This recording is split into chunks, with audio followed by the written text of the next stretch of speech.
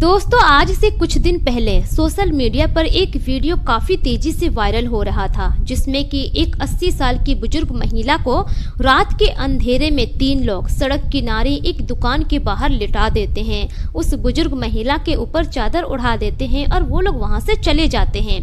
अब जैसे जैसे सुबह का वक्त होता है, सुबह के वक्त जब दुकान का मालिक दुकान खोलने के लिए आता है, तब वो देखते हैं कि उनकी दुकान के बाहर एक बुजुर्ग महिला बुरी हालत में पड़ी हुई है। वहां पर हड़कंप मच जाता है। आजू बाजू के जितने भी दुकानदार होते हैं सब आकर वहां पर भीड़ लगा देते हैं।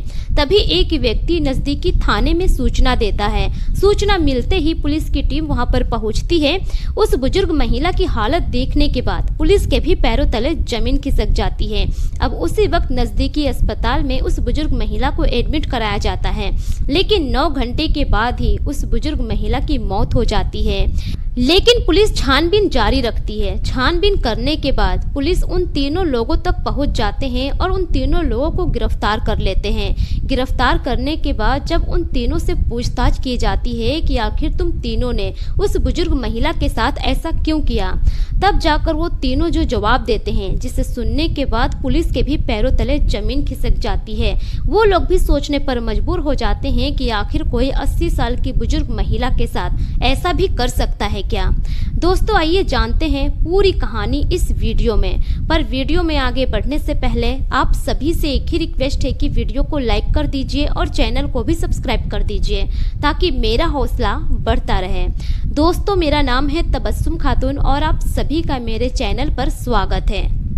दोस्तों, उत्तर प्रदेश के अयोध्या के दर्शन नगर मेडिकल कॉलेज के पास की बात है। 23 जुलाई 2025 रात की आधी रात को 3 लोग ई रिक्शा में आते हैं एक बुजुर्ग महिला को लेकर। बुजुर्ग महिला की उम्र लगभग 80 साल की होती है। अब एक दुकान के पास वो लोग ई रिक्शा को रोकते हैं। उसके बाद तीनों लोग पकड़कर उस बुजुर्ग महिला को एक दुकान के बाहर लेटा देते हैं।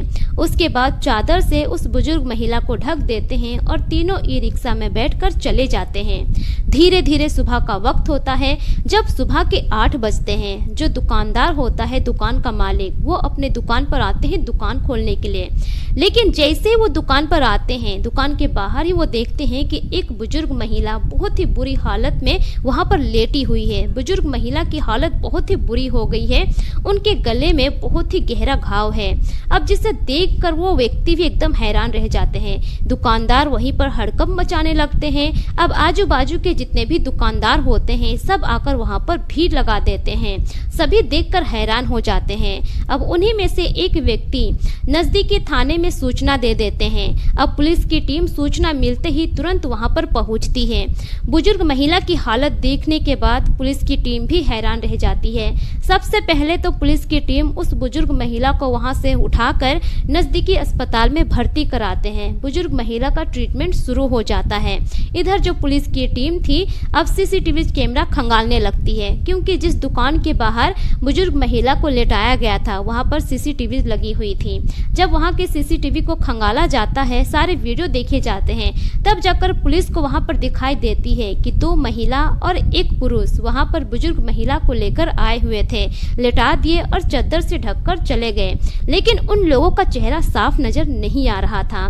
अब पुलिस की टीम एकदम से हैरान हो जाती है यह देखकर कि आखिर कोई ऐसा कैसे कर सकता है, लेकिन शकल तो वहां पे नजर आ नहीं रहा था। अब उस रास्ते में जितने भी सीसीटीवी लगे हुए थे सभी को खंगालना शुरू कर देते हैं पुलिस वाले। धीरे धीरे ऐसे ही वक्त गुजरता चला जाता है। उधर 9 घंटे गुजरने के बाद बुजुर्ग महिला अस्पताल में ही दम तोड़ देती है, लेकिन जो पुलिस की टीम होती है छानबीन जारी रखती है। कुछ वक्त गुजरने के बाद अब जो पुलिस की टीम होती है, एक सीसीटीवी में उन तीनों का चेहरा साफ नजर आ जाता है। उन तीनों की फोटेज निकाली जाती है और पता लगाया जाता है। जब पता लगाया जाता है तो पुलिस की टीम उन तीनों लोगों तक पहुंच जाती है जिन तीनों ने मिलकर उस बुजुर्ग महिला को दुकान के बाहर लेटाया था। उसके बाद पुलिस उन तीनों को गिरफ्तार करती है और गिरफ्तार करके थाने लाती है। मृतक बुजुर्ग महिला की पहचान भागवती के नाम से होती है और जो महिला थी दोनों जो कि लेकर आई हुई थी रात के वक्त दुकान के पास छोड़कर गई थी, उसमें से एक महिला बुजुर्ग महिला की बहू होती है जिसका पहचान होता है जया सिंह के नाम से। जो बुजुर्ग महिला की बहू होती है जया सिंह, वो बताती है कि दरअसल मेरे जो पति है वो इनके अपने बेटे नहीं थे, उनको गोद लिया गया था। जब मेरी उनसे शादी हुई तो वो ठीक ठाक थे, लेकिन शादी के कुछ दिनों के बाद से ही वो शराब पीना शुरू कर दिए। घर में ऐसे ही आर्थिक तंगी बहुत चल रही थी, वो कामकाज भी नहीं करते थे जिससे कि घर चलाना भी मुश्किल हो गया था। 4 महीने पहले ही मेरी सास की तबीयत बहुत खराब हो गई, वो कैंसर की शिकार हो गई, इलाज कराना भी मुश्किल हो गया। मेरे ससुर भी नहीं है। दरअसल जो बुजुर्ग महिला होती है उनके पति का नाम होता है ब्रिजलाल, उनकी मौत भी पहले ही हो चुकी होती है। अब जो महिला की बहू होती है वो कहती है कि घर में खाने के लिए कुछ नहीं था, 3 वक्त का खाना खाना भी मुश्किल हो गया था, ऐसे में मैं अपने सास का इलाज कैसे करा सकती थी। और वो लोग रहने वाले थे गोंडा जिले के। अब जो पुलिस की टीम थी जब ये सुनती है तो हैरान हो जाती है। फिर जाकर उनकी बहू कहती है कि इसी वजह से मैं परेशान होकर अपने ही गाँव के 2 पड़ोसियों का मैंने सहारा लिया। जो एक महिला थी वो मेरे ही पड़ोस की है और जो एक पुरुष था वो भी मेरा पड़ोसी ही है। मैंने उन दोनों का सहारा लिया, एक ई-रिक्शा मैंने बुक किया और रात के अंधेरे में मैं अपने सास को लेकर गई और उस दुकान के बाहर लिटाकर आ गई। जब पुलिस सारी कहानी सुनती है तो पुलिस कहती है कि ठीक है आपके पास पैसे नहीं थे, लेकिन ये कोई तरीका नहीं है कि एक बुजुर्ग महिला को इस तरह से रात के अंधेरे में लावारिस की तरह सड़क के किनारे किसी दुकान के बाहर छोड़ दिया जाए, ये आपने सही नहीं किया।